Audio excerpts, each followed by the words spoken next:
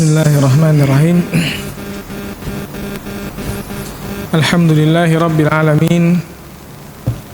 Wa bihi nasta'in ala umuri dunya waddin.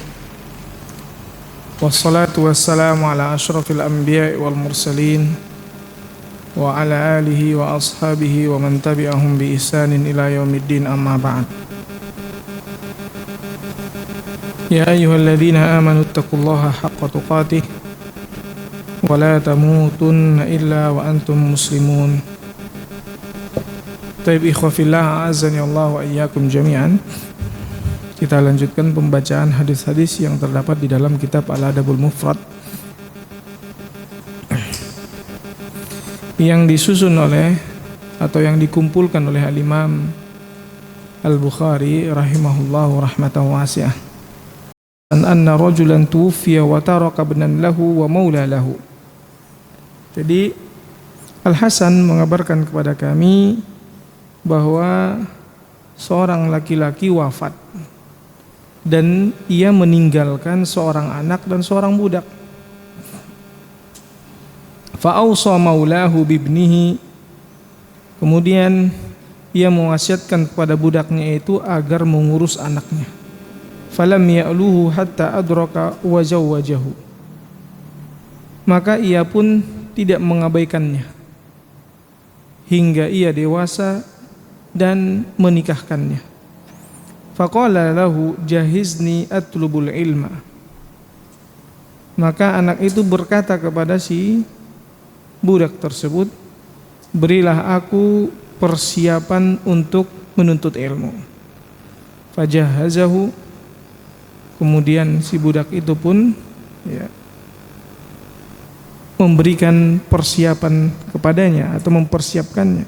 Fa'ata aliman fasa'alahu, maka ia mendatangi seorang alim, seorang ulama, dan bertanya kepadanya. Faqala idza aradta an tantaliqa faqul li u'allimka, maka orang alim itu pun berkata kepadanya, jika engkau hendak berangkat,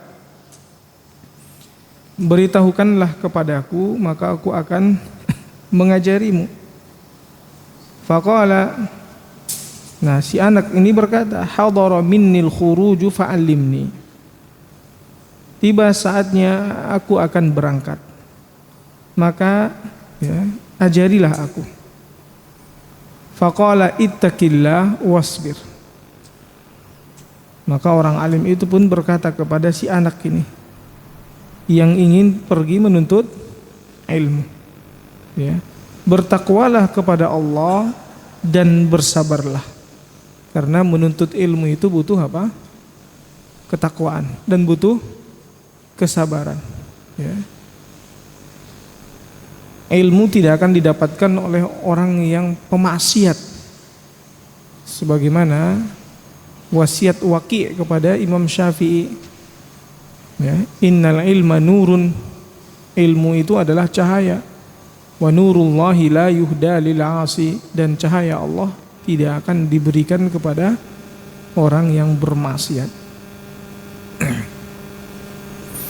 Juga apa nasihatnya? Wala ittaqillah wasbir wala tasta'jil. Ada poinnya di situ apa? Dan janganlah engkau terburu-buru. Wala tasta'jil. Qala Al-Hasan fi hadha al-khairu kulluh. Dia mengatakan bahwa wasiat, pada wasiat ini ada kebaikan seluruhnya, atau keseluruhannya adalah kebaikan. Faja'a wa la yakadu yansahunna, maka datanglah anak itu dan dia nyaris tidak pernah melupakan ketiga hal tersebut. Ittaqillah wasbir wala tasta'jil. Bertakwalah kepada Allah dan bersabarlah, dan janganlah engkau terburu-buru. Bahkan Nabi SAW mengatakan al-ajalatu minasyaitan, sikap terburu-buru itu ya dari setan.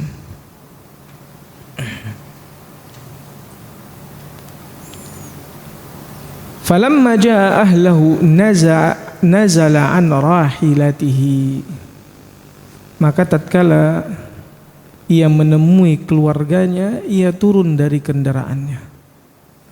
Kemudian ya, falamma nazala ad-dara, maka tatkala dia masuk ke rumahnya, idza huwa birajulin naimin mutarakhin 'anil mar'ah, maka ya, dia pun mendapati, jadi ketika dia masuk, dia mendapati ada seorang laki-laki tengah tertidur beristirahat, yang mana jauh dari wanita itu, yakni istrinya ya. Jadi jauh dari wanita tersebut ya. Wa idam ra'atuhu naimah, dan juga istrinya dalam keadaan tidur.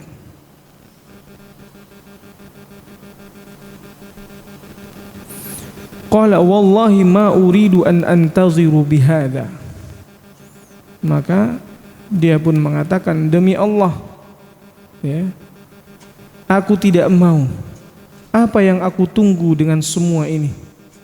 Maknanya dia tentunya terbakar cemburu ketika dia tinggalkan istrinya dahulu, dia awal nikah, tiba-tiba dia datang, dia melihat ada laki-laki di dalam ya.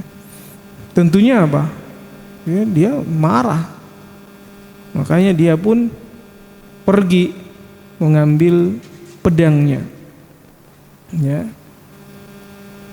Dan dia faraja ila rahilatihi, kemudian dia balik ke kendaraannya. Falamma arada ay ya'khudha as-sayfa, maka tatkala dia ingin mengambil pedangnya, qala ittaqillah wasbir wala tasta'jil ya. Maka dia pun berkata ya, mengingat ya, wasiat tersebut ya. Dan dia mengatakan, bertakwalah kepada Allah ya, bersabarlah dan jangan terburu-buru. Ini wasiat seorang alim sebelum dia dulu pergi berangkat. Jadi sampai di rumahnya setelah dia sekian lama ya, pergi meninggalkan rumahnya tersebut, dia ingat lagi nasihat itu, tiga nasihat tersebut. Karena kalau seandainya dia tebas pas lagi tidur kan, berarti kan dia belum tabayun gitu kan.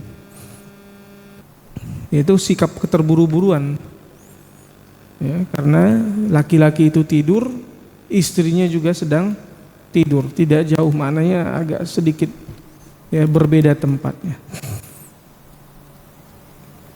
Faraja,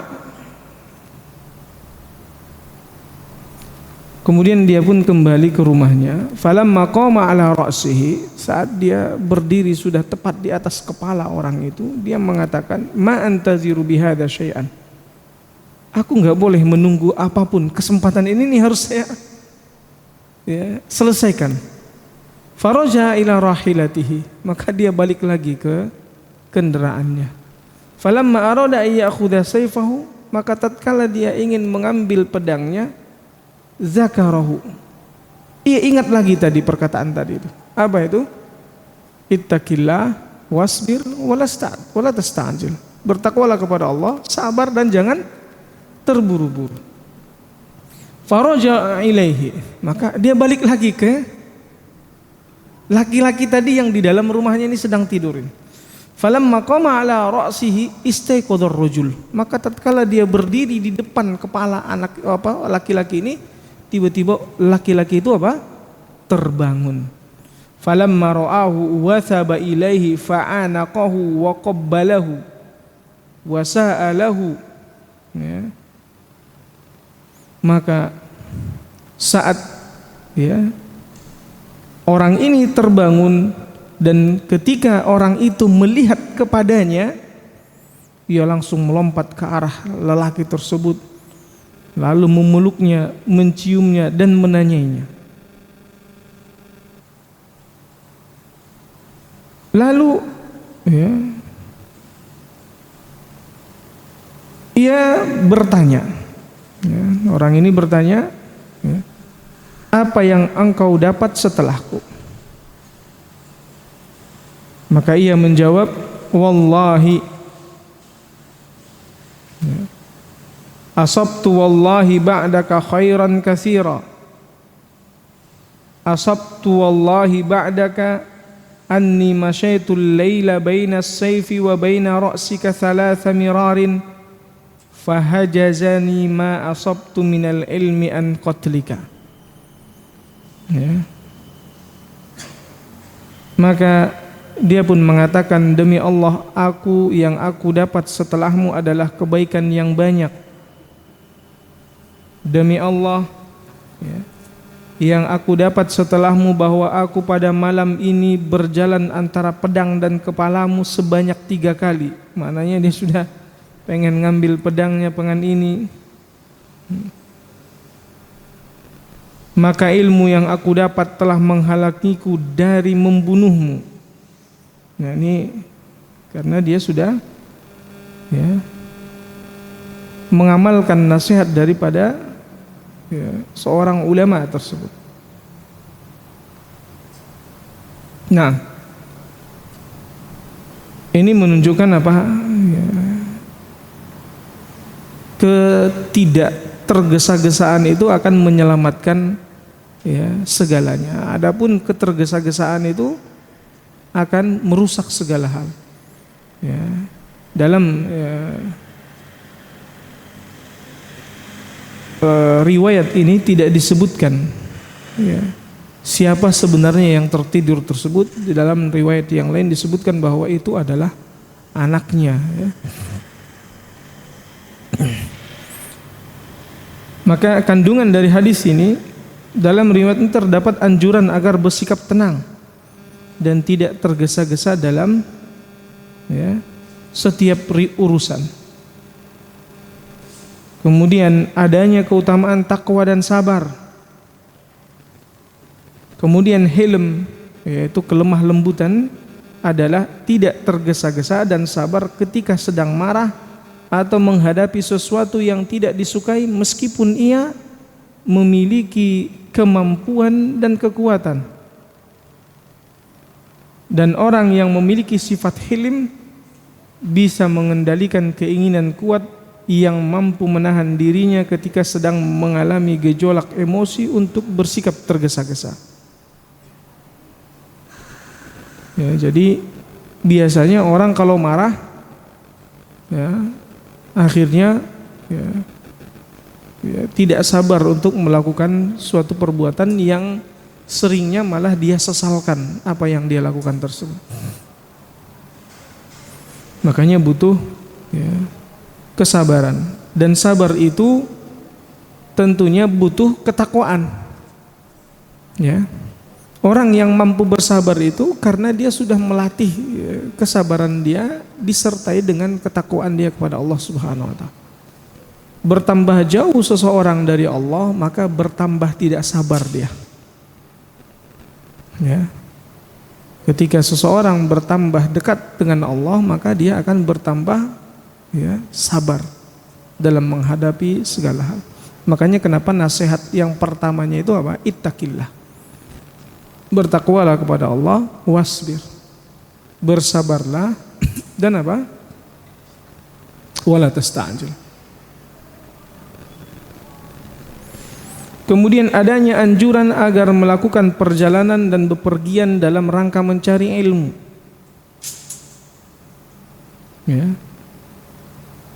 Jadi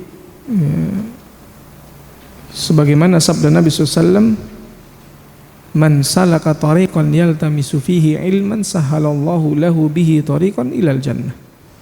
Barang siapa yang menempuh perjalanan dalam rangka menuntut ilmu, maka Allah Subhanahu wa taala mudahkan baginya jalan untuk menuju surga. Ini tentunya anjuran. Kemudian adanya hasil yang terpuji dan buah yang baik jika mengamalkan petunjuk Nabi SAW. Nah, berikutnya hati-hati dan cermat dalam segala hal. Nah, ini ya, judul yang sama.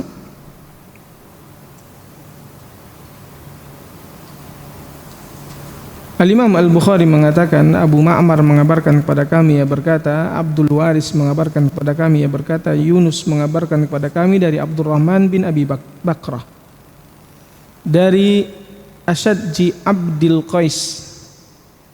Ya, ini Asyadj Abdil Qais.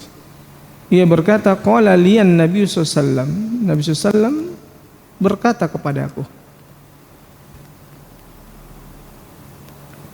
inna fika la khuluqaini yuhibbuhum Allah. Sungguhnya ada pada dirimu dua sifat yang dicintai oleh Allah. Jadi Nabi mengatakan ini kepada Asyadj Abdil Qais. Qultu wa ma huma ya Rasulullah. Nah, dia bertanya, apa dua sifat itu ya Rasulullah? Dia sendiri enggak sadar yang mana gitu ya. Faqala al-hilmu wal haya. Maka Nabi mengatakan, ya, sikap kearifan jiwa atau kelemah lembutan dan malu. Ya. Qultu qadiman kana aw hadisan. Maka ya, aku bertanya, apakah itu dari dulu atau baru sekarang? Ya. Apakah sifat itu terlihat dari dulu atau baru sekarang?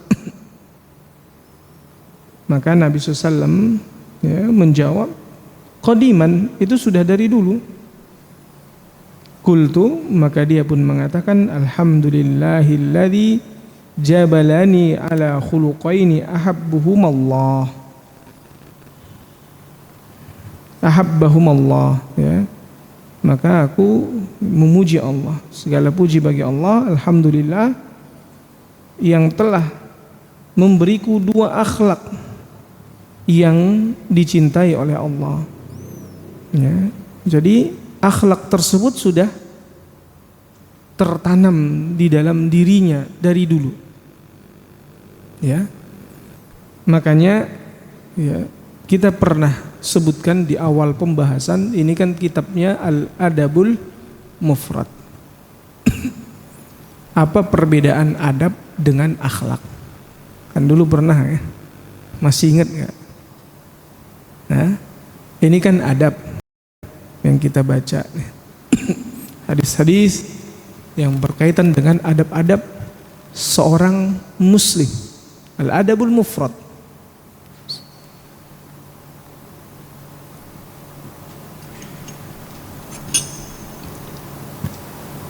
Nah, kalau adab itu adalah sesuatu yang dipelajari. Ya, adab di dalam Islam kita pelajari agar kita beradab dengan adab yang diajarkan oleh Islam. Makanya disebutkan oleh Imam Al-Bukhari adab-adabnya. Ini adab-adabnya sehingga kita harus berusaha mengamalkannya. Dalam hadis-hadis Nabi SAW seperti ini. Ya, di dalam kitab kita ini berisikan terkait adab-adab seorang muslim. Adapun akhlak yang sudah menjadi jati diri. Akhlak itu yang sudah menjadi jati diri. Oh, si fulan itu akhlaknya baik. Nah, hasil dari dia belajar adab, kemudian dia amalkan, itulah jadi akhlak. Ya, hasil dari dia belajar adab. Ya. Para ulama dahulu mereka belajar adab dulu tuh, belajar adab. Ya, bahkan belajar adab itu berapa tahunan? Ada yang 20 tahun. Kenapa? Karena adab itu sangat luas. Adab kepada Allah, tentu belajar syirik, tauhid. Adab kepada Rasulullah, tentu belajar terkait apa? Sunnah dan lawannya bid'ah. Adab kepada orang tua, bagaimana berbakti. Ya. adab kepada tetangga, adab kepada tamu, adab di majelis ilmu, adab di masjid. Itu adab tuh luas banget. Ya. Makanya di antara mereka sampai 20 tahun mengkhususkan belajar adab tok. Barulah setelah itu mereka masuk ke mempelajari ilmu. Mempelajari ilmu yang dimaksudkan apa? Ya. Masuk di situ khilafat, perbedaan-perbedaan pendapat. Sehingga ketika terjadi perbedaan pendapat itu dia tetap beradab. Ya kan? Enggak langsung merasa ketika belajar suatu cabang ilmu tertentu, contohnya usul fikihnya atau fikihnya, langsung dia jumawa, kayak nggak punya adab. Ya. Nah,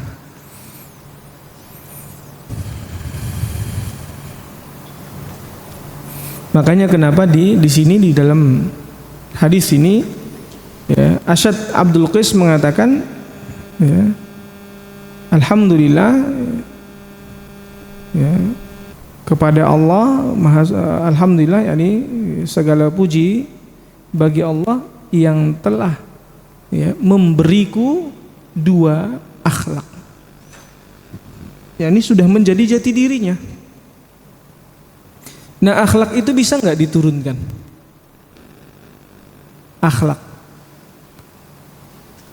Akhlak itu bisa nurun, ya. Kenapa? Tentunya karena si anak melihat terus bapaknya nurun, ya. Makanya lihat anak kita itu kadang sebelum umur 5 tahun atau 7 tahun, ya, antum sering pakai peci, dia pakai peci. Antum sering sholat, dia sholat. Bener nggak? Itulah dia tahap nurunnya itu. Makanya yang disebut dengan akhlak. Akhlak itu kadang nurun ke anak. Kalau bapaknya suka marah, anaknya juga bisa jadi suka marah. Ya. Nah, maka dalam riwayat ini terdapat anjuran agar melakukan pengecekan dalam, ya, semua urusan dan melakukan penelitian terhadap hasilnya. Ya. Kemudian keharusan berhias dengan sifat malu, karena malu adalah bentuk perhiasan seseorang. Ya. Bentuk penampakan rasa syukur kepada Allah Subhanahu wa taala atas segala nikmat dan karunia-Nya.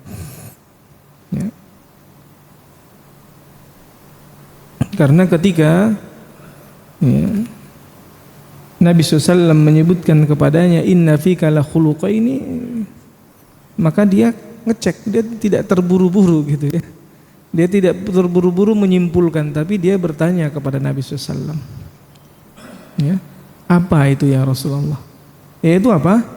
Al-hilmu, ya, sifat kelembutan, kearifan. Maknanya inilah dia yang dimaksud dengan orang yang dia nggak suka tergesa-gesa.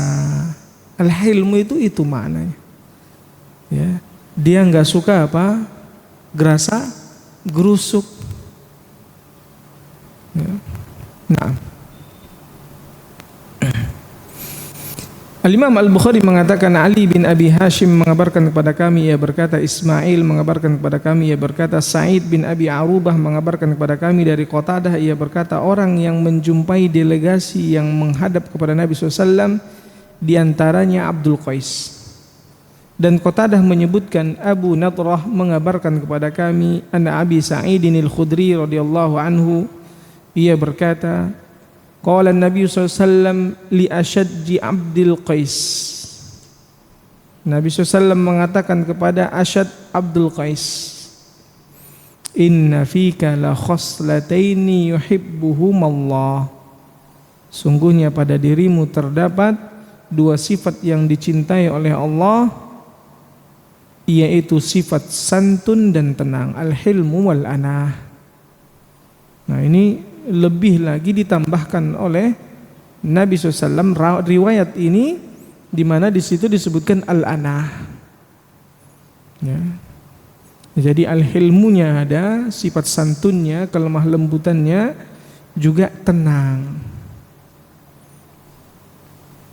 Maka di dalamnya, di dalam hadis ini, ya,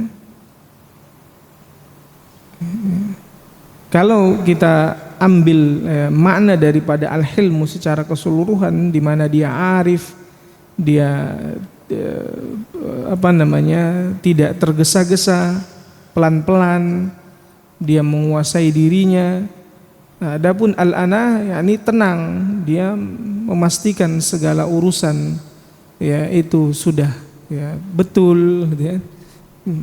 Biasanya apa? Bagian quality control ya. Ini udah benar semua enggak ini? Ya. Kemudian tidak tergesa-gesa. Itu sifat apa? Al-ana. Maka di dalam hadis ini terdapat penetapan sifat mahabbah bagi Allah Subhanahu wa taala, bahwa Allah memiliki sifat cinta. Ya. Tapi cintanya Allah tidak seperti cintanya makhluk. Jangan dianggap kalau Allah cinta kepada makhluk atau kepada seseorang ibarat kayak manusia yang cintanya dibarengi dengan apa? Syahwat. Ya, tidak seperti itu. Nah, dan juga tidak disamakan seperti cintanya manusia sesama manusia. Contohnya dia ada kesenangan, ada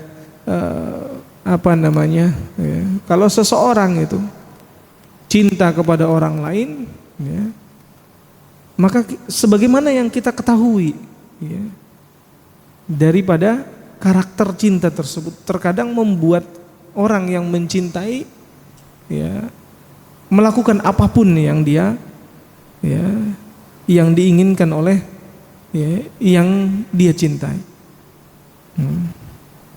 Nah, adapun Allah Subhanahu wa taala, cintanya Allah Subhanahu wa taala kepada makhluk ya sesuai dengan kebesaran dan keagungan Allah Subhanahu wa taala.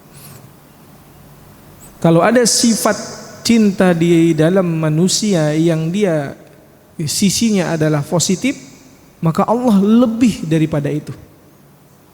Ya. Cinta itu kadang menghasilkan sifat apa? Kasih sayang kepada yang dicintai. Benar nggak? Maka Allah Subhanahu wa taala lebih sayang kepada makhluknya. Allah lebih daripada itu.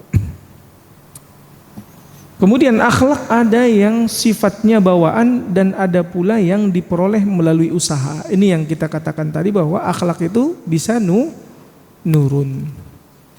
Ya, bawaan emang udah karakternya dia gitu. Dari dulu pemalu. Ya. Wah. Tapi ada juga yang diperoleh melalui apa? Usaha. Yang dia mungkin dulu pemarah akhirnya bisa penyabar. Ya.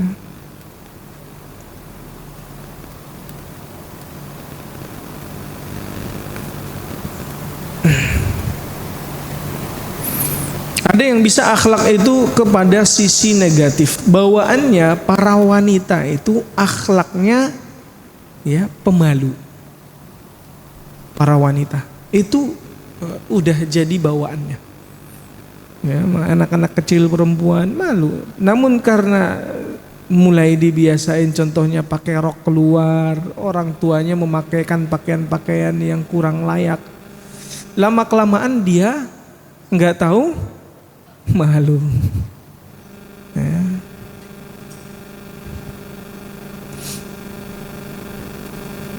Al-Imam Al-Bukhari mengatakan, Abdullah bin Abdul Wahhab mengabarkan kepada kami, ia berkata, Bishr bin Al-Mufaddal mengabarkan kepada kami, ia berkata, Qurrah mengabarkan kepada kami dari Abu Hamzah, dari Ibnu Abbas radhiyallahu an, ia berkata, qala Nabi SAW lil Ashad, Nabi SAW mengatakan kepada Ashad, yaitu Ashad bin Abdul Qais, ya, inna fika la khaslataini yuhibbuhumallah al-hilmu wal anah. Ini berbeda apa? Periwayatan. Berbeda yang meriwayatkannya. Namun matannya sama. isi daripada hadisnya itu sama. Sungguhnya di dalam dirimu wahai Asyad bin Abdul Qais ada dua sifat yang dicintai oleh Allah, yaitu sifat ya santun, al-hilmu atau arif ya, dan al-ana, yakni sifat yang tenang. Al-Imam Al-Bukhari mengatakan Qais bin Hafs mengabarkan kepada kami, ia berkata, Talib bin Hujair Al-Abdi mengabarkan kepada kami, ia berkata, haddatsani Hud bin Abdullah bin Sa'ad. Hud bin Abdullah bin Sa'ad mengabarkan kepadaku, sami'a jaddahu Mazidah Al-Abdi, Mazidah Al-Abdi, ya, yang mendengar kakeknya, ya, ini jaddah, ya, yang bernama Mazidah Al-Abdi. Jadi Mazidah itu pakai alif ta al-marbutah, bukan berarti perempuan ya, tapi itu laki-laki. Seperti apa? Usama, ya. Seperti apa lagi? Tolha, ya. Kemudian apa lagi? Ya. Nama-nama yang ada, ya. Maisarah, ya. Orang dulu ngiranya Maisarah perempuan. Kalau di Indonesia perempuan. Allahu Akbar.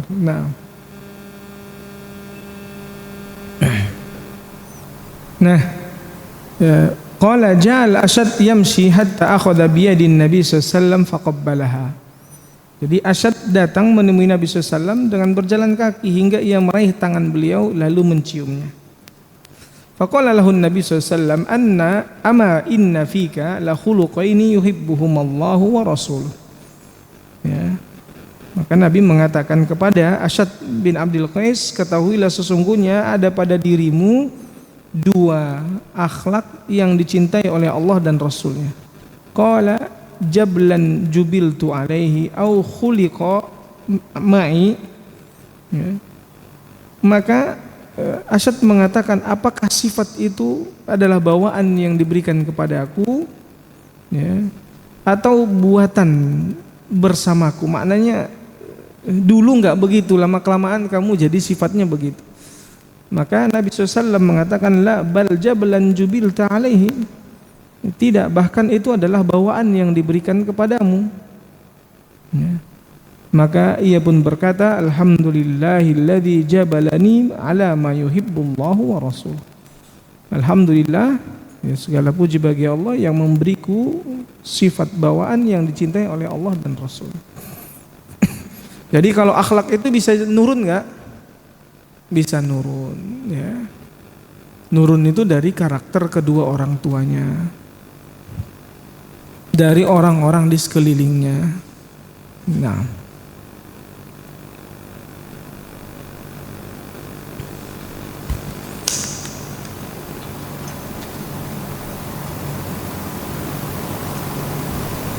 ada pertanyaan?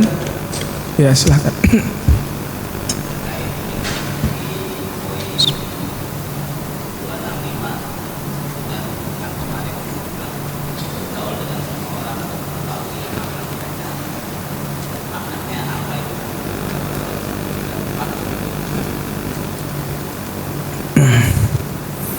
Iya.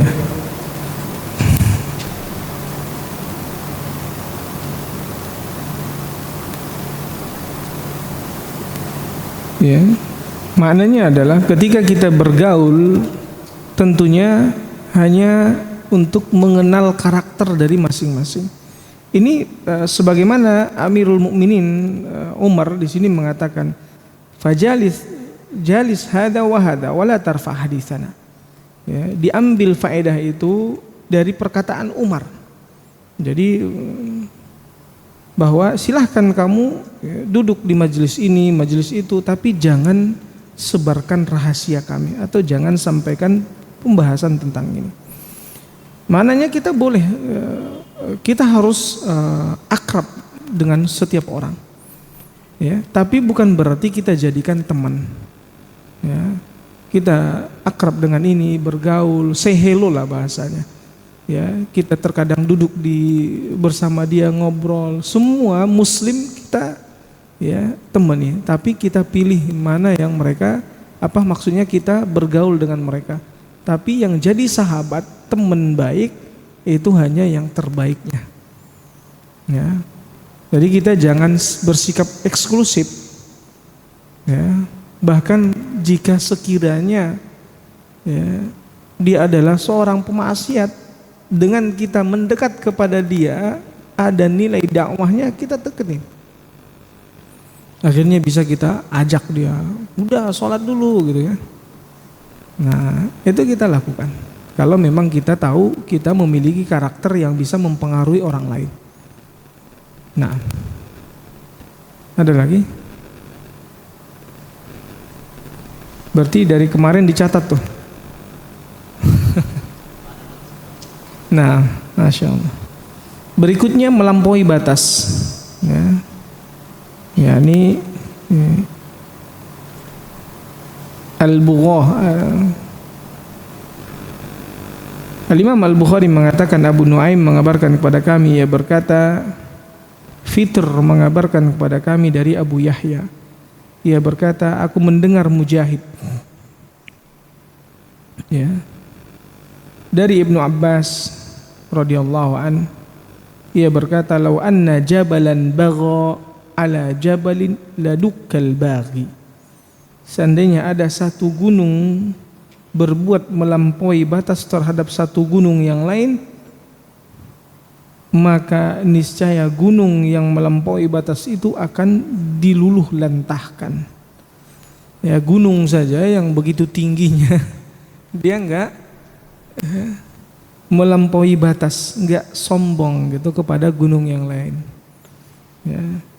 Jadi hadis ini tentunya sebagai peringatan untuk tidak berbuat zalim, dan ya, akibat dari perbuatan zalim itu adalah kehancuran dan kebinasaan. Ya.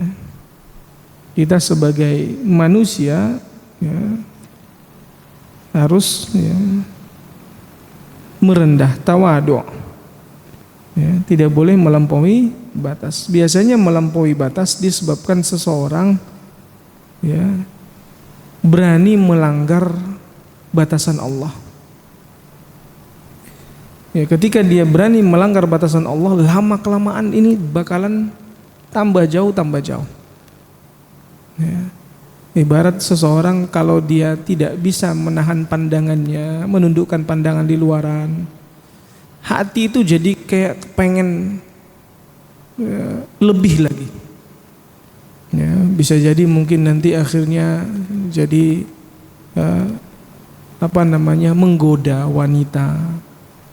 Ya, yang ujungnya nanti kemudian ketemuan, telepon-teleponan, yang ujungnya nanti apa? Akhirnya kepada perzinahan. Awalnya dari tidak menahan pandangan. Nah, Al-Imam Al-Bukhari mengabarkan, Muhammad bin Salam mengabarkan kepada kami, ia berkata, Ismail bin Ja'far mengabarkan kepada kami dari Muhammad bin Amr dari Abu Salamah dari Abu Hurairah radhiyallahu an, anna Rasulullah sallallahu alaihi wasallam qala, ihtajjatin naru wal jannah. Jadi ya, surga dan neraka saling beradu argumen. Ya, maknanya saling berbantah. Ya.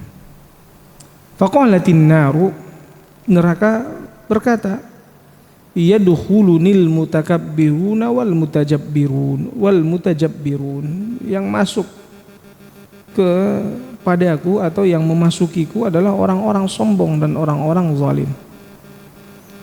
Wa qalatil jannatu, maka surga pun mengatakan, la yadkhuluni illa ad-du'afa wal masakin, tidak memasukiku kecuali orang-orang lemah dan orang-orang miskin.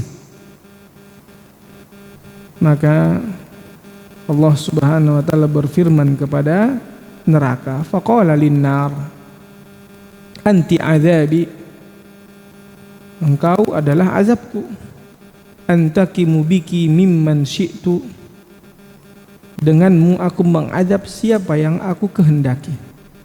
Waqala lil jannah, dan Allah Subhanahu wa taala berfirman kepada surga, anti rahmati, engkau adalah rahmatku. arhamu biki man syi'tu, denganmu aku merahmati siapa yang aku kehendaki. Jadi kesempatan masuk surga dengan atau dalam keadaan kita itu apa? Lemah dan miskin lebih besar dibandingkan kesempatan masuk surga bagi orang kaya. Ya. Kesempatan paling banyaknya itu orang-orang miskin. Ya.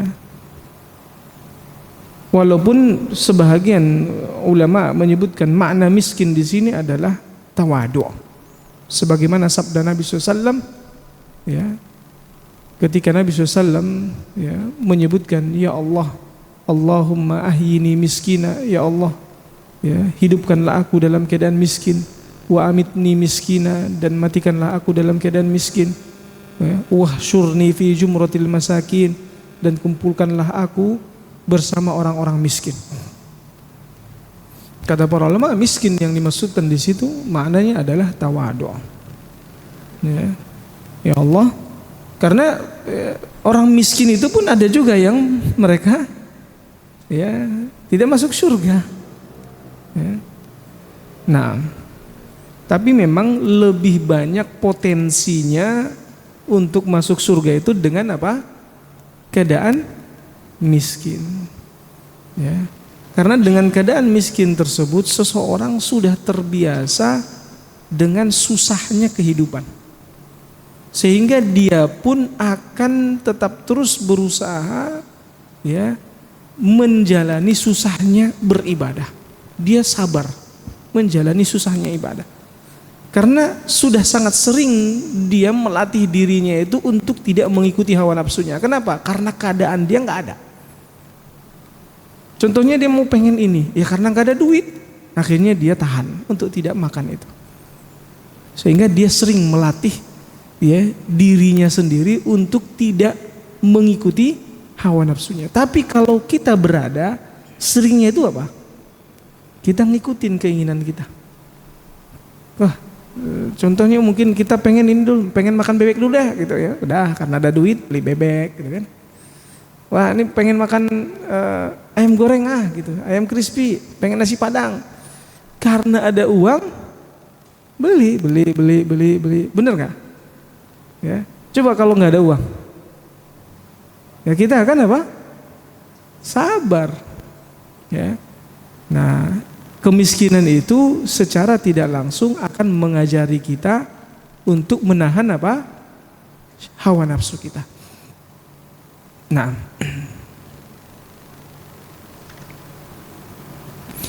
Al-Imam Al-Bukhari mengatakan Utsman bin Saleh mengabarkan kepada kami, ia berkata, Abdullah bin Wahab mengabarkan kepada kami, ia berkata, Abu Hani Al-Khawlani mengabarkan kepada kami dari Abu Ali Al-Jambi, dari Fudalah bin Ubaid, dari Nabi SAW, ia berkata, Salasatun la yus'alu anhum, ada 3 orang yang tidak ditanya nantinya di hari kiamat ya karena dosanya sehingga ya, dia binasa.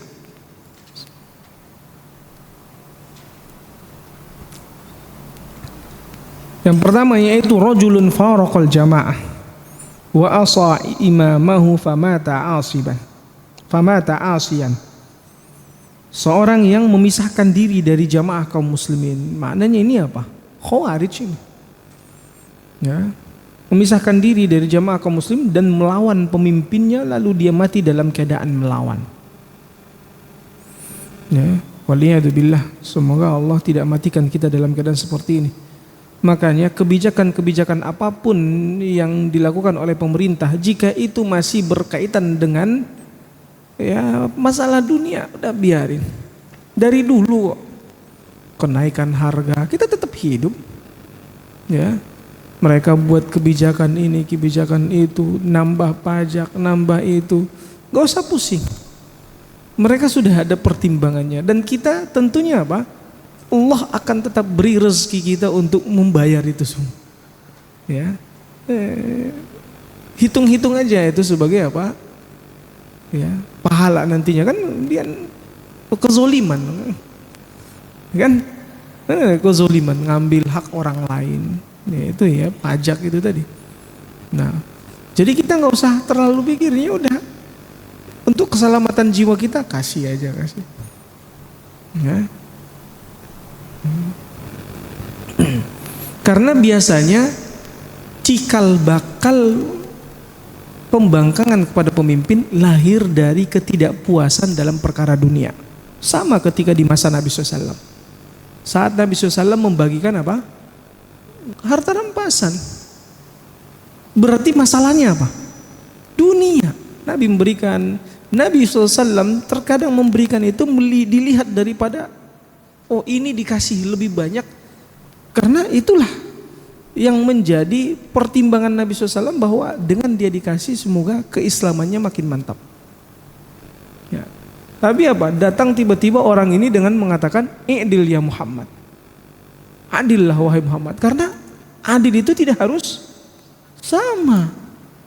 Adil itu bukan berarti sama. Ikhwah fillah. Ya. Kalau contohnya seseorang, dia kan dikasih nih, antum contohnya, ketika diantara salah satu dari antum, anak kasih hadiah 100.000, ya, seneng gak tuh? Ya, ada yang mau hadiah 100.000, yang bisa jawab, wah tunjuk tangan, dapat 100.000. Ada lagi nggak yang mau jawab? Tiba-tiba dia jawab, ya, ya udah hadiahnya 200.000. Yang tadi pertama dapat 100.000, ngelihat, kok dia 200.000, kok saya cuma 100.000?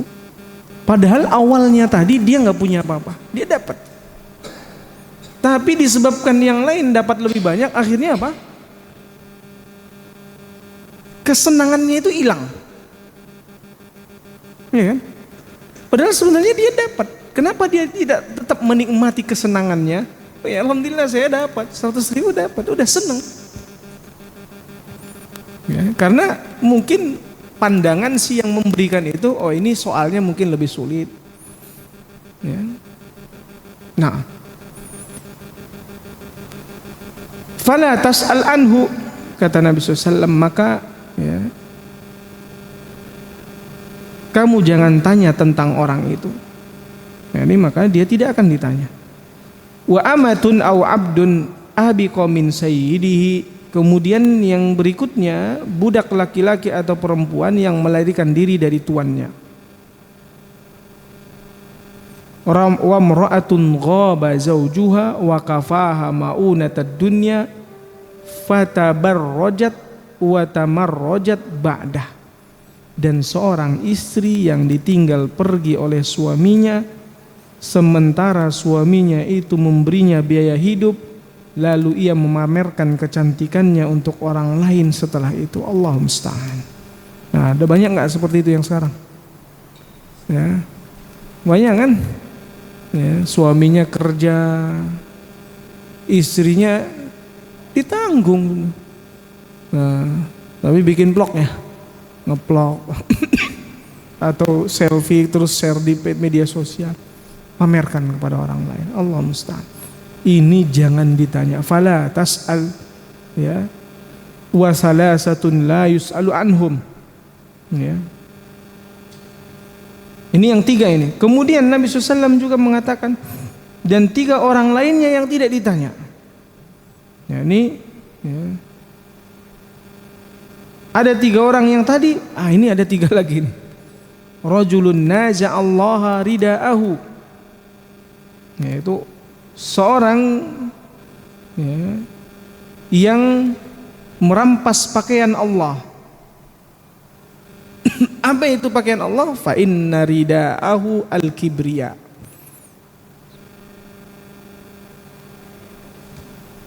Karena ya, pakaiannya Allah adalah ya, kesombongan. Wa izarahu izzuhu. Jadi jangan bayangkan sombong sifat sombong di sini adalah sifat sombongnya kayak manusia. Kalau sifat sombongnya manusia itu songong, gitu ya. Kalau dia sombong itu semena-mena, itu sifat sombongnya manusia. Kalau dia sombong itu zalim, itu sifat sombongnya manusia. Ya. Namun bagi Allah sifat sombong itu adalah sifat yang sesuai dengan kebesaran dan keagungan Allah. Tidak seperti sifat sombongnya manusia. Jangan kita membayangkan sifatnya itu, cara sombongnya itu sama kayak sombongnya manusia. Ini salah. Ya. Tentunya sesuai dengan kebesaran Allah, keagungan Allah. Tidak ada sisi negatif dalam kesombongan Allah. Ya.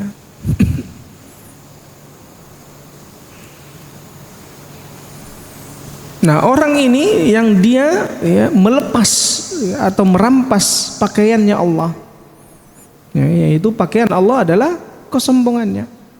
Wa izarahu izzuhu, dan kainnya adalah kemuliaan dan keagungannya.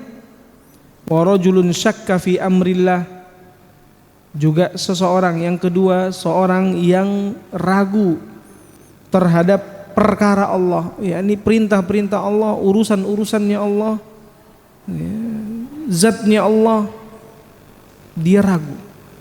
Wal qanutu min rahmatillah, dan berputus asa dari rahmat Allah.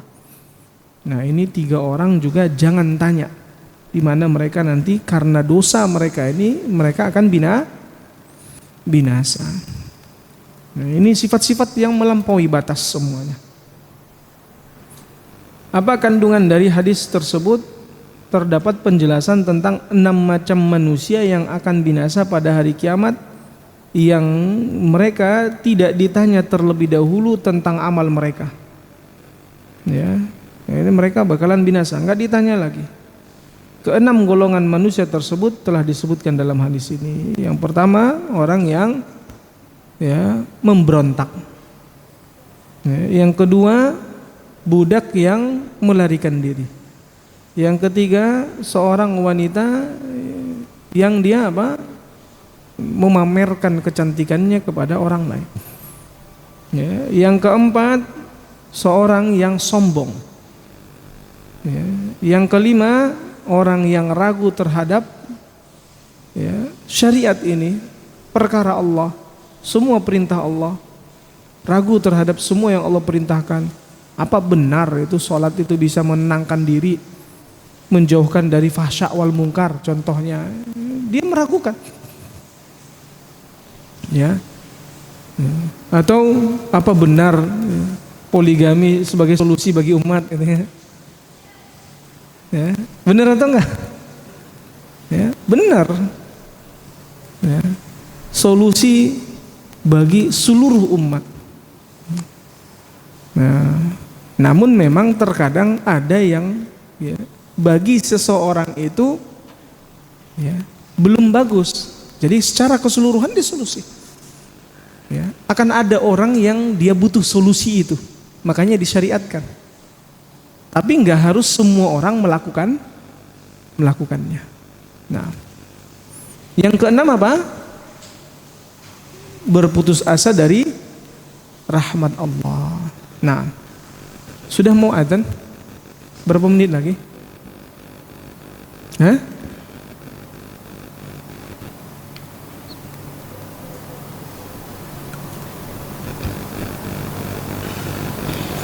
Berikutnya Imam Al-Bukhari mengatakan, Hamid bin Umar mengabarkan kepada kami, ia berkata,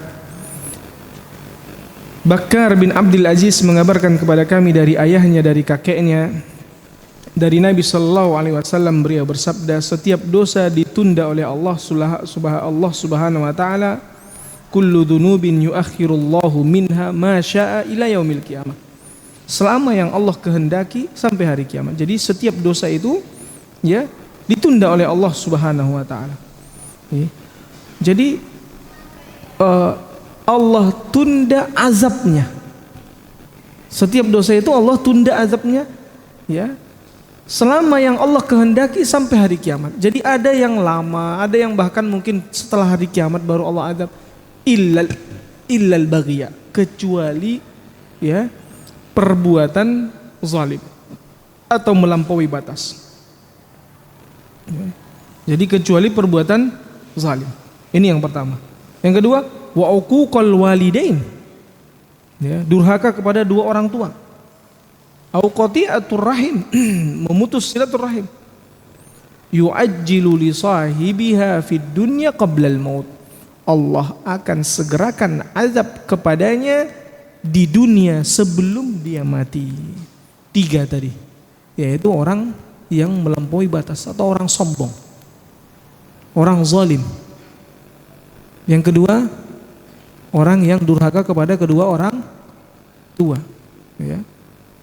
Kemudian yang ketiga, orang yang memutus silaturahim, tali silaturahim. Masya. Jadi hadis ini mengandung peringatan agar tidak berbuat zalim, tidak durhaka kepada kedua orang tua, tidak memutus hubungan ar-rahim, ya. Balasan bagi orang yang melakukannya akan disegerakan di dunia ini sebelum dia meninggal. Makanya kalau urusannya sama saudara kita, sabar, ya. Terkadang dia minta bantuan, kita bantu saudara kita, ya. Adik kita ini nggak usah terlalu perhitungan. Makanya kalau bantu saudara ini buat laki-laki nggak usah cerita-ceritain sama istri. Bantu saudara, dia butuh, dah kirim. Gak usah cerita sama istri. Biasanya kenapa? Kadang istri kita, ya, mungkin bukan karena ininya, dia responnya mungkin dia merasa padahal ini anak lagi butuh itu padahal kita lagi butuh ini. Dia berpikirnya ke sana, ya. Padahal secara matematikanya Islam, kalau kita bantu orang lain, Allah bantu kita, bener nggak? Apalagi yang kita bantu itu saudara kita sendiri, ya. Tapi terkadang istri itu terlalu rasional, maksudnya itu ngitungnya matematikanya manusia. Ngapain duluin ke yang lain? Ini kan anakmu butuh buku, butuh tas, butuh ini.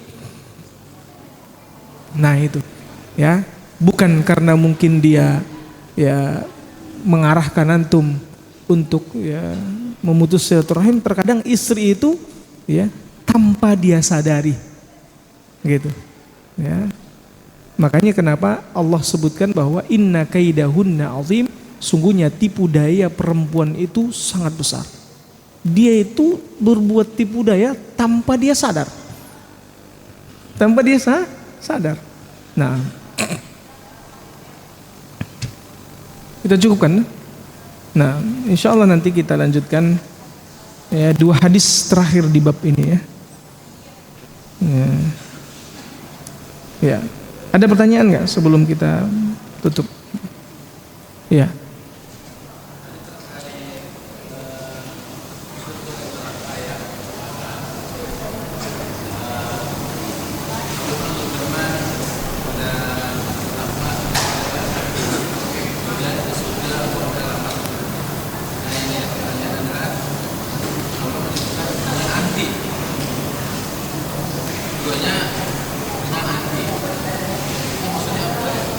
Nah, ya, karena di dalam bahasa Arab, ya, kata an-naru dan al-jannah itu adalah muannas. Di dalam bahasa Arab an-naru itu adalah muannas. Begitu juga dengan al-jannatu itu adalah muannas. Jadi muannas itu domirnya adalah anti. Ya, bukan karena jenis kelaminnya perempuan, bukan. Ya, seperti asyamsu. Asyamsu itu domirnya adalah, ya, muannas, dia muannas. Ya, jadi, ya, beberapa kata di dalam bahasa Arab walaupun dia tidak pakai ta marbutah, ya, tapi dia adalah muannas. Jadi kalau muannas dia pakai domir apa? Anti. Itu sisi bahasa. Ya. Jadi jangan dimaknai bahwa domir muannas itu berarti perempuan, bukan. Ya, nah, ya, ada lagi pertanyaan yang lain?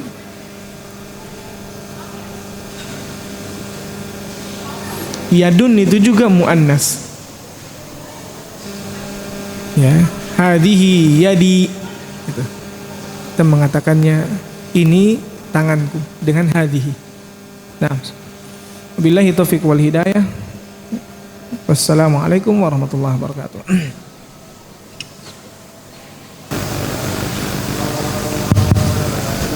Bismillahirrahmanirrahim. Alhamdulillah wassalatu wassalamu ala Rasulillah amma ba'd. Taib ikhwah fillah azani Allah wa iyyakum jami'an. Kita lanjutkan kembali pembacaan hadis-hadis yang terdapat di dalam kitab Al-Adabul Mufrad yang ditulis oleh Al-Imam Al-Bukhari rahimahullahu rahmatan wasi'ah.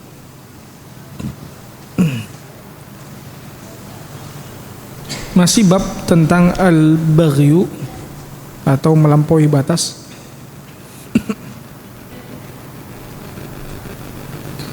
Al-Imam Al-Bukhari mengatakan Muhammad bin Ubaid bin Maimun mengabarkan kepada kami, ia berkata, Miskin bin Bukair Al-Hadza Al-Harrani mengabarkan kepada kami dari Ja'far bin Burqan dari Yazid bin Al-Asam. Ia berkata, Sami'tu Abu Hurairah radhiyallahu anhu yaqul,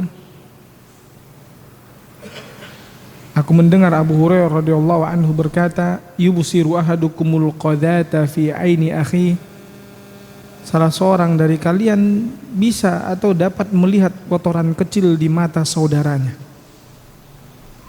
Wa yunsal jadla awil jid'a fi aini nafsi, akan tetapi dia lupa adanya tongkak pohon atau batang kayu yang ada di pelupuk matanya sendiri.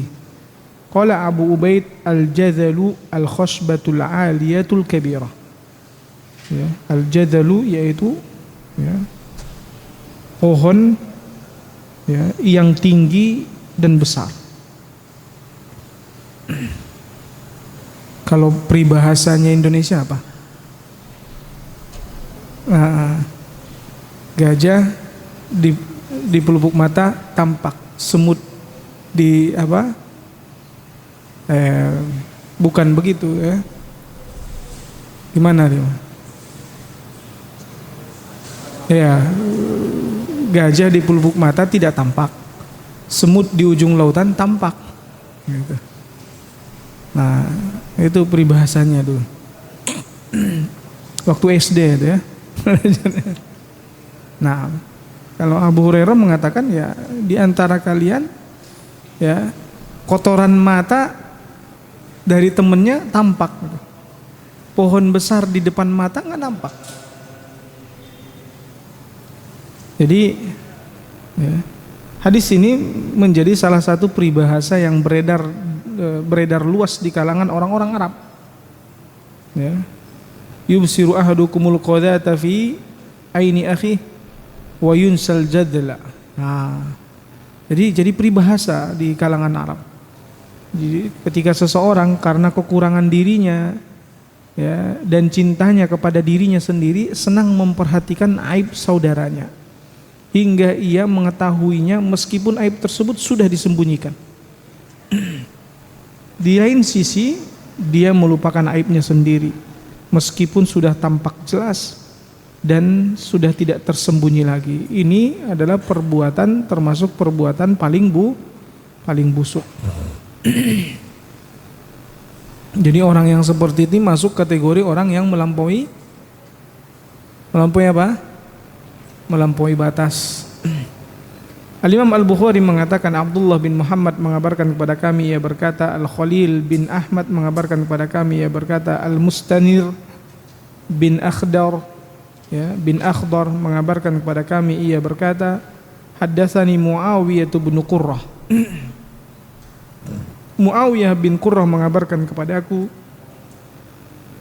ia berkata, kuntu ma'a Ma'kilinil Muzani. Aku pernah bersama Ma'kil al-Muzani. Fa'amatu adan anit tariq. Kemudian ia menyingkirkan gangguan dari jalan. Fara'aitu syai'an fabadartuhu. Lalu aku melihat sesuatu dan aku pun segera menyingkirkannya. Lalu dia bertanya, Ma hamalaka ala ma sana'ta ya ibna akhi? Ia bertanya, apa yang membuatmu melakukan apa yang kau lakukan itu, wahai putra saudaraku? Qala ra'aitu katasna'u syai'an fasana'tuhu. Maka dia pun mengatakan, aku melihatmu melakukan sesuatu maka aku pun melakukannya. Ini niru kamu. Qala ahsanta ya ibna akhi. Maka ia pun berkata, engkau telah berbuat baik wahai keponakanku atau putra saudaraku. Bukan berarti keponakan langsung ya, ibna akhi bisa jadi memang akhun fil Islam. Jadi mungkin bapaknya seumuran dengan dia sehingga dia mengatakan ibna akhi. Jadi sebagai bentuk kedekatan. Kalau kita itu biasanya sama semuanya kita katakan nak.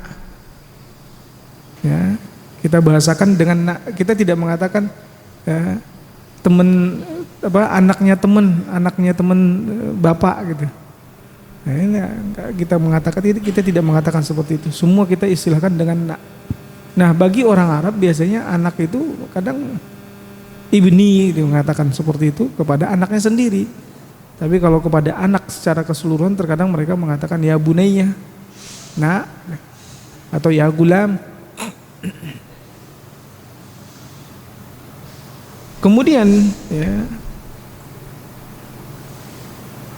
Ma'qil al-Muzani ini pun mengatakan Sami'tun Nabiy sallallahu alaihi wasallam yaqul, aku mendengar Rasulullah SAW bersabda, man amata adan an tariqil muslimin kutiba lahu hasanah. Barang siapa yang menyingkirkan gangguan dari jalan kaum muslimin maka akan ditulis untuknya satu kebaikan. Wa man tuqbilat lahu hasanatun dakhalal jannah, dan barang siapa yang kebaikannya diterima maka dia akan masuk surga. Maka di dalam riwayat ini terdapat anjuran agar menyingkirkan segala sesuatu yang mengganggu seperti duri, batu dari jalan umum yang dilalui kaum muslimin. Lobang ganggu enggak? Lobang. Antum tutupi lobangnya, tapi nggak harus bawa ember gitu, bawa gayung gitu, receh-receh gitu kan. Jadi ada lobang bisa antum semen atau apa gitu, atau kasih batu-batunya biar dia tidak terlalu besar lobangnya. Sering kita melihat lobang-lobang itu ya banyak diantara kita tuh biarin aja ngelewat-lewat. Maka seorang muslim wajib bersikap tawadhu dan tidak sombong sebagaimana yang dilakukan oleh Ma'qil al-Muzani dan Muawiyah bin Qurrah. Ini lawan daripada melampaui batas atau sombong adalah apa? Tawadhu. Sekarang masuk bab yang berikutnya. Ada pertanyaan enggak? Bab menerima hadiah. Al-Imam Al-Bukhari mengatakan, Amr bin Khalid mengabarkan kepada kami, ia berkata, Dimam bin Ismail mengabarkan kepada kami, ia berkata, aku mendengar Musa bin Wardan dari Abu Hurairah radhiyallahu anhu dari Nabi SAW, ia berkata, tahaddu tahabbu, atau tahadau tahabbu, saling memberi hadiahlah kalian, niscaya kalian akan saling mencintai. Jadi anjuran saling memberi hadiah, walaupun hadiahnya itu mungkin parfum contohnya. Itu parfum, punya parfum, nggak ngasih satu botol ya, ngasih bagi-bagi gitu. Maka itu pun sudah buat orang lain senang. Antum punya pensil, kasih hadiah. Nih buat antum hadiah.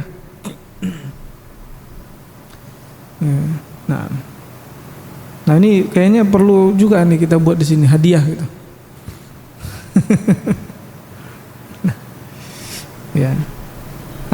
Agar saling memberi hadiah di antara sesama saudara seiman, karena hadiah itu menambah kasih sayang, melembutkan hati, dapat menghilangkan kotoran dalam dada. Biasanya orang yang mungkin awalnya nggak senang sama kita, karena kita kasih hadiah, jadi senang. Makanya diantara yang diperintahkan juga kita berbagi makanan kepada tetangga, berbagi makanan. Al-Imam Al-Bukhari Musa mengabarkan kepada kami, ia berkata, Sulaiman bin Al-Mughirah mengabarkan kepada kami, an Thabitin, dari Thabit, ia berkata, qala Anasun, Anas berkata, yaqul ya bunayya, wahai anakku, tabadzalu bainakum, yakni hendaklah kalian saling memberi, fa innahu awaddu lima bainakum, karena yang demikian itu lebih membuat kalian saling mencintai.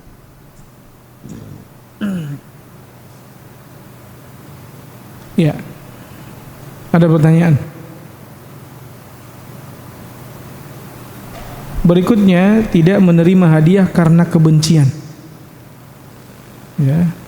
Al-Imam Al-Bukhari mengabarkan, Ahmad bin Khalid mengabarkan kepada kami, ia berkata, Muhammad bin Ishaq mengabarkan kepada kami dari Sa'id bin Abi Sa'id dari ayahnya, ya, dari Abu Hurairah radhiyallahu anhu, ia berkata, ahda rajulun min bani Fazarata lin Nabi sallallahu alaihi wasallam naqatan. Nabi SAW, ya, di masa Nabi SAW itu ada seorang laki-laki dari Bani Fazarah. Dia menghadiahkan 1 ekor unta kepada Nabi SAW. Fa'awwadahu fatasakhatahu. Lalu beliau menggantinya, tetapi ia marah. Ya. Fasami'tun Nabi SAW alal mimbari yaqul yuhdi ahaduhum fa'u'awwiduhu biqadari ma indi thumma yaskhatuhu wa aimullah. Ya. Maka kemudian Nabi SAW mengatakan, salah seorang dari mereka memberi hadiah, laku aku ganti dengan apa yang aku miliki, yakni semampuku. Ya. Lalu dia marah. Maknanya di sini kan Nabi SAW juga ingin ganti balik ngasih hadiah. Nah, dia marah. Maka Nabi SAW mengatakan, wa aimullah la aqbalu ba'da ami hadha minal arabi hadiyatan illa min Quraisyin au ansariyin au thaqafiyin au dausiyin. Aku tidak akan menerima hadiah dari orang-orang Arab setelah tahun ini kecuali dari orang Quraisy, Ansar, Thaqafi atau Dausi. Ya. Jadi kita harus menerima hadiah dari orang yang secara alamiah memiliki sifat dermawan. Nabi SAW orang yang dermawan. Ketika ada orang yang memberi kepada Nabi, Nabi juga pengen beri balik. Ya. Ini malah orang itu marah. Ya. Kayak kesannya kok malah ini dikasih juga ke saya, nah, udah terima juga. Kita beri, ya nah, punya ini buat antum. Karena Nabi SAW juga berusaha untuk memberi semampunya Nabi SAW. Kemudian, ya, hendaknya seseorang tidak menerima hadiah dari orang yang mempunyai maksud agar memperoleh balasan yang lebih banyak. Jadi ada kemungkinan yang lain bahwa orang ini saat beri hadiah, dia pengen apa? Dibalas yang lebih banyak. Nah, jadi jangan kita terima kalau ada orang yang pengen ngasih hadiah seperti itu. Kadang karena pengen biar nanti dikasih proyek, kasih hadiah dulu ke bosnya gitu. Biar dia nanti dikasih proyek. Jangan terima kalau niatnya begitu.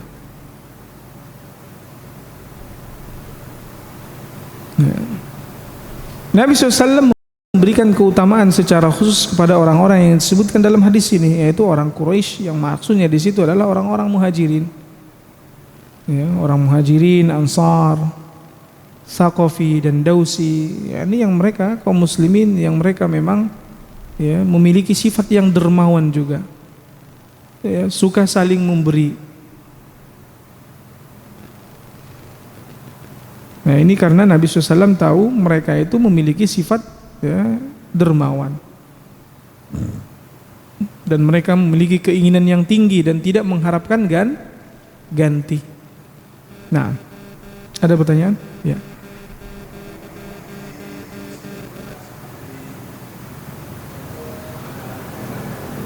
Ada anak kontrak.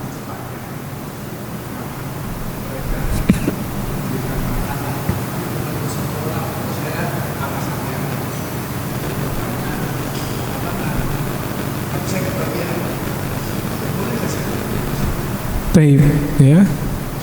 Ya. Ini ya, secara keseluruhan dari atasan antum memperbolehkan nggak? Secara keseluruhan di perusahaan antum ini boleh nggak perbuatan seperti itu? Ada nggak ini? Karena kan masuk kategori hadiah. Nah, antum sebagai atasannya dapat hadiah dari bawahan antum. Padahal Nabi SAW katakan hadiyatul ummali ghululun. Hadiah kepada para pekerja adalah pengkhianatan. Ya. Jadi di titik itu secara keseluruhan gimana? Ya. Nah, Anda nggak tahu. Kalau asalnya, maka harusnya asalnya kita tolak. Nah, asalnya, wallahu ta'ala alam. Nah. Ada yang menyebutkan kalau dia berinya kepada banyak orang maka tidak masalah sebagai tasyakurannya. Ya, dia bersyukur Allah beri nikmat kepadanya maka dia terima. Namun kalau ada maksud dia di situ agar nanti kontrak berikutnya diperpanjang lagi, jangan terima. Kan gitu. Nah, antum tahu nih ternyata nanti ada maksud dia seperti itu. Nah, tapi kalau kita tidak tahu dia adalah orang dermawan yang memang suka memberi dan dari perusahaan memperbolehkan, dia juga tidak berharap akan nanti atasan-atasan dia akan merekomendasikan dia. Nah, ada seperti itu. Kita di Adz-Dzahabi dari wali murid itu kita terima hadiah, tapi nanti kita bagikan ke guru-guru sama kita semua. Ya. Saya perkenankan hadiah itu nanti akan kita bagi. Adalah salah satu memang mungkin yang wali murid itu, wali santri itu yang dia juga termasuk yang ngasih hadiah. Tapi anak dia afwan sedikit bermasalah. Akhirnya kita keluarkan. Ketika kita keluarkan, dia malah merasa sakit hati dengan pesantren. Karena kita tentunya tidak akan pilah-pilih. Bukan berarti ini orang tuanya sering kasih hadiah nih, kita harus pertimbangkan. Enggak, kalau memang dia melanggar, mau anak siapapun, bahkan anak saya sendiri pun kita kasih hukuman. Kalau memang sudah sampai kepada hukuman dia harus dikeluarkan, kita keluarkan. Nah, berikutnya malu. Al-Imam Al-Bukhari mengabarkan, Ahmad bin Yunus mengabarkan kepada kami, ia berkata, Zuhair mengabarkan kepada kami, ia berkata, Mansur mengabarkan kepada kami dari Ribi'i Al-Hirashi atau Al-Hirash, ia berkata, haddatsana Abu Mas'ud. Uqbah berkata Nabi SAW, inna mimma adrakan nasu min kalamin nubuwah idza lam tastahi fasna' ma syi'ta. Jadi sungguhnya yang didapat oleh manusia dari salah satu ucapan kenabian adalah, jika engkau tidak malu maka berbuatlah sesukamu atau sekehendakmu. Nah, ini orang-orang jahiliyah dahulu, mereka dapat sejumlah berita dari para nabi dan rasul yang telah lalu. Ini perkataannya itu adalah apa? Jika kamu tidak malu maka berbuatlah sekehendakmu. Al-Khattabi mengatakan bahwa hikmah disebutkannya dengan kalimat perintah fasna, bukan dengan bentuk berita dalam hadis ini bahwa yang menahan seseorang untuk melakukan keburukan adalah rasa malunya. Jika ia meninggalkan keburukan maka ia seperti orang yang diperintah secara alamiah agar meninggalkan setiap keburukan. Nah, jadi bahwa perintah di sini bukan benar-benar perintah, tapi di situ berita.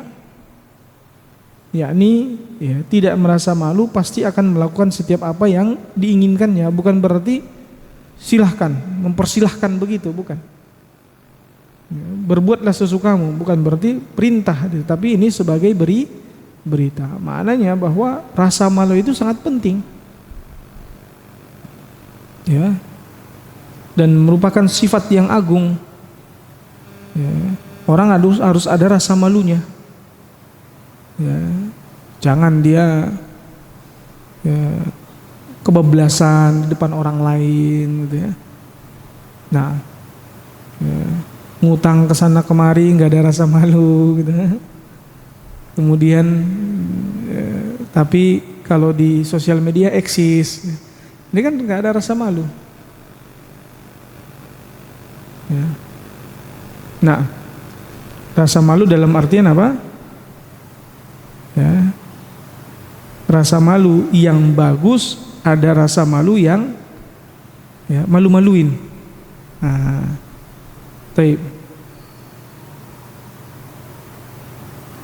Kemudian berikutnya Muhammad bin Katsir mengabarkan, Al-Imam Al-Bukhari mengatakan Muhammad bin Katsir mengabarkan kepada kami, ia berkata Sufyan mengabarkan kepada kami dari Suhail bin Abi Saleh. Jadi afwan ya, rasa malu di dalam Islam ini dia sebenarnya sifat mulia, tapi pelanggaran orang yang nggak tahu malu. Kalau di dalam bahasa Indonesia terkadang ada orang istilah nggak tahu malu.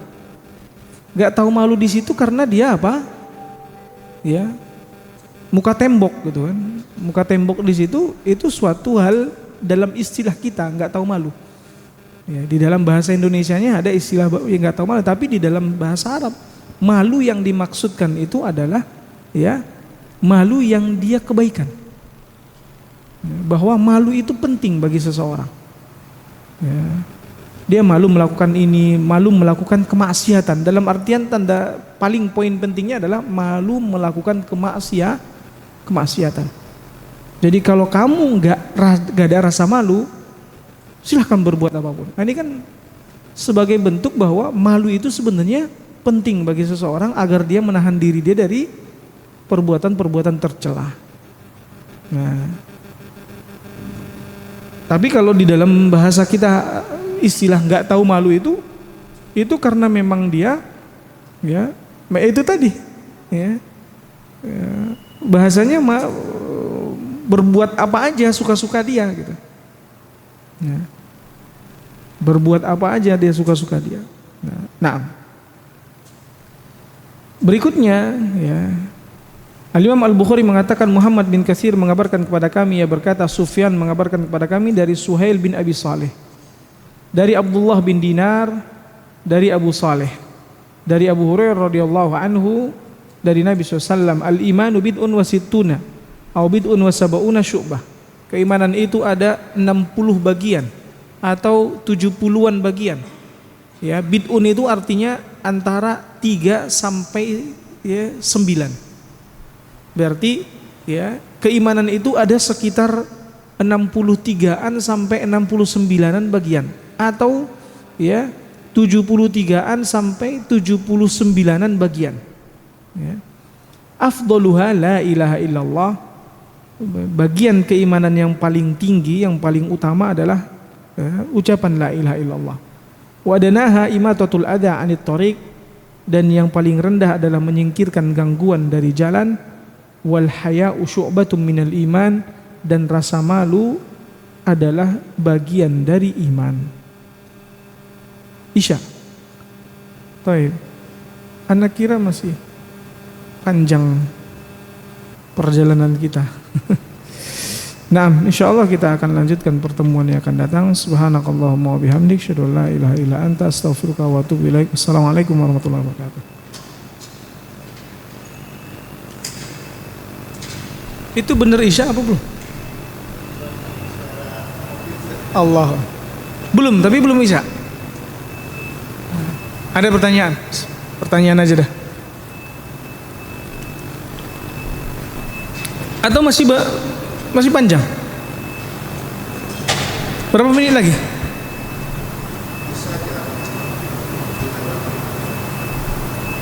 Masih ada berarti kan? Ya. Masih ada kan? Lanjut aja ya. Anak kira tadi itu ininya ini mau tanda mau isya. Karena antum ngangguk juga. Anak kira antum ngangguk. Nah, Ya, tadi cabang keimanan yang paling utama adalah kalimat la ilaha illallah. Cabang keimanan paling rendah adalah menyingkirkan sesuatu yang mengganggu dari jalan orang lain. Ya. Jadi di dalam hadis ini ada 3 jenis keimanan: perkataan, perbuatan, dan ya, perbuatan dalam hati. Rasa malu itu perbuatan hati. Ada perbuatan anggota badan, yaitu menyingkirkan gangguan dari jalan. Ada perkataan, yaitu apa? Ucapan la ilaha illallah. Ya. Ternyata perkataan itu lebih dahsyat, lebih utama, yang merupakan bagian dari cabang keimanan. Ya. Perkataan, ucapan. Ya. Makanya terkadang ucapan itu bisa jadi sangat berharga sekali, nilai pahalanya paling besar. Atau ada ucapan seseorang yang dia sangka ucapan dia itu biasa-biasa saja, namun menjerumuskan dia ke dalam kerak dasar api neraka. Nah itu.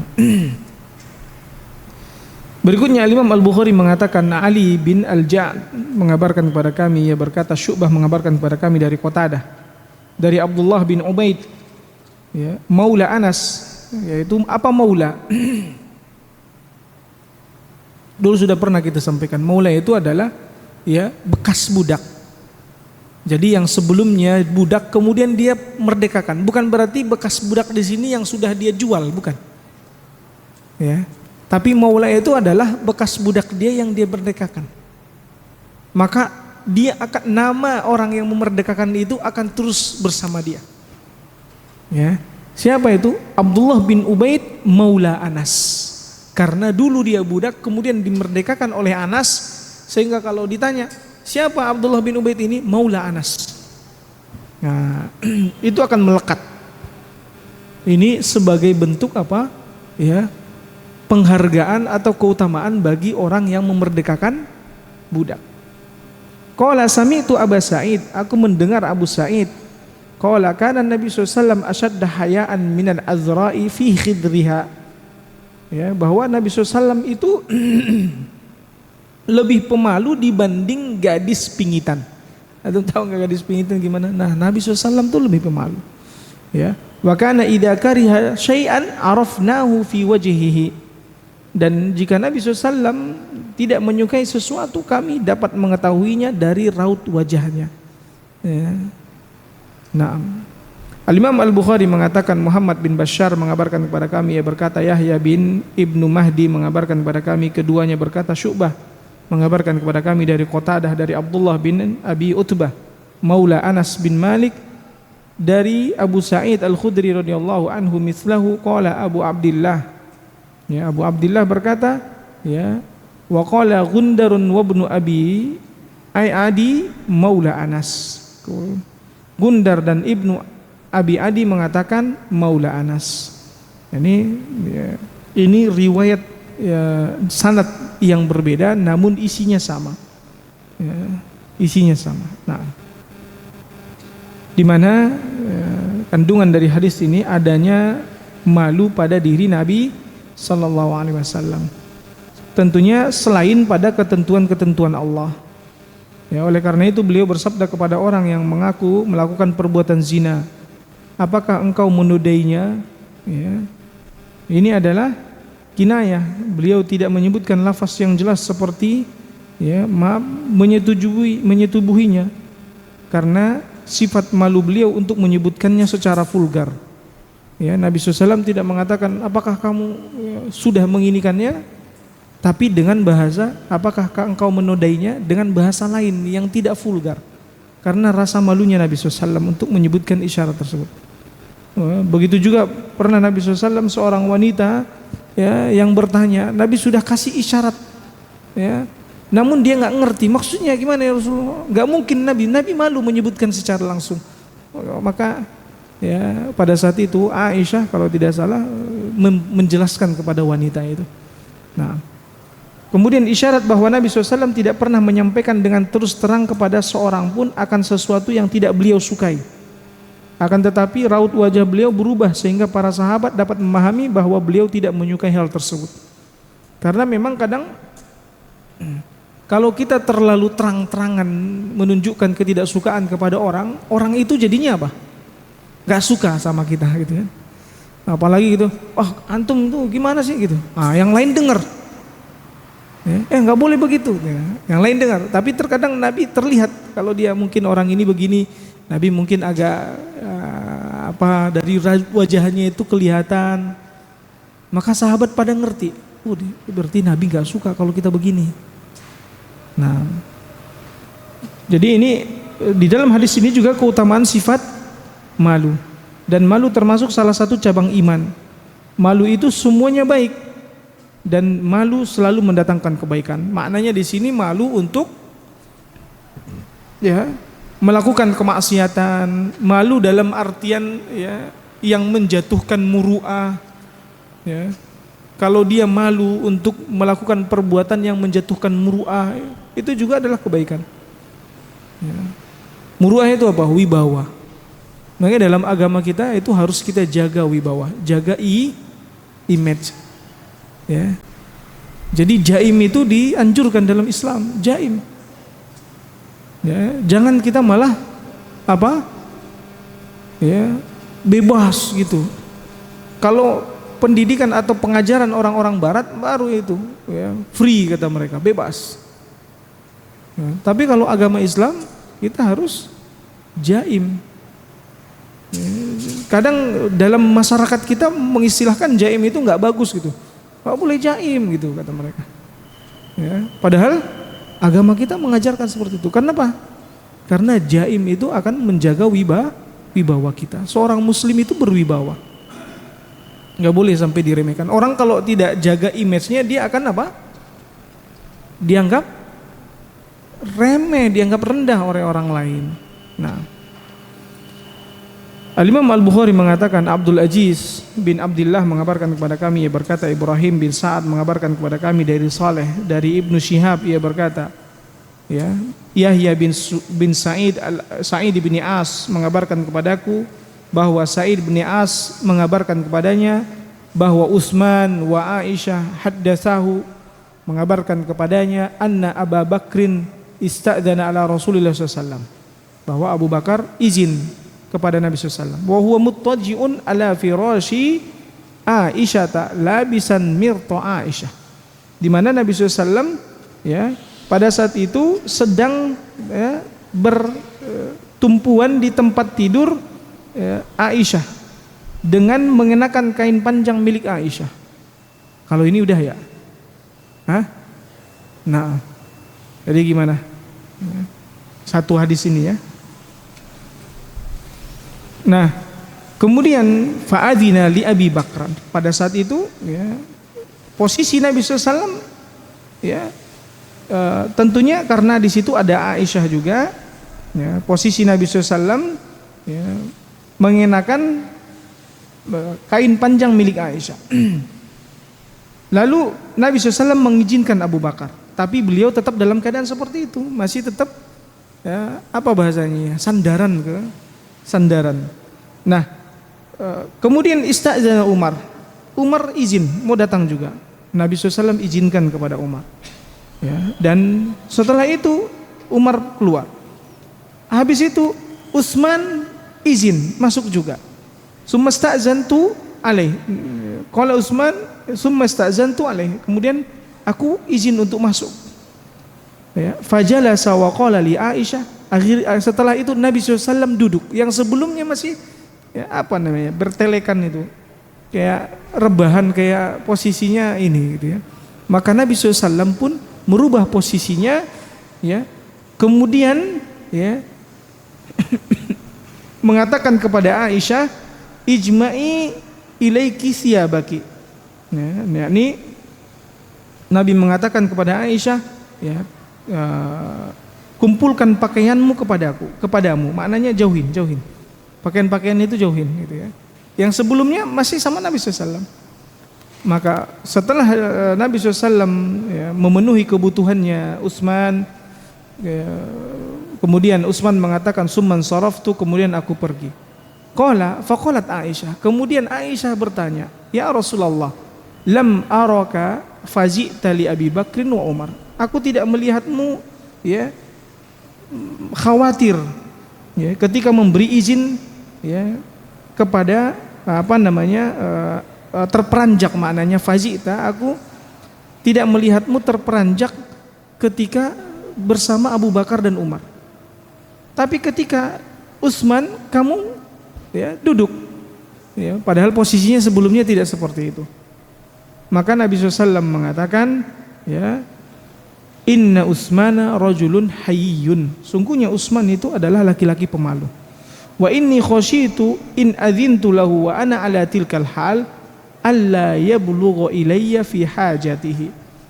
Kalau aku khawatir ya, kalau aku memberinya izin masuk sedangkan aku masih dalam keadaan seperti itu, ia tidak mau mengutarakan keperluannya kepada aku karena malu.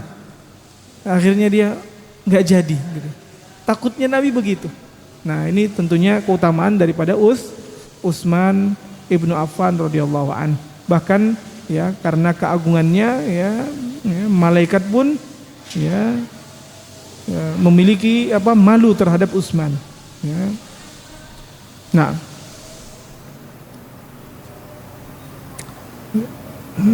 dalam riwayat lain itu disebutkan bahwa bagaimana aku tidak malu kepada seorang yang malaikat pun malu kepadanya. Nah, ini riwayat yang lain. Baik, subhanakallahumma wa bihamdik, asyhadu an la ilaha illa anta, astaghfiruka wa atubu ilaik. Assalamualaikum warahmatullahi wabarakatuh.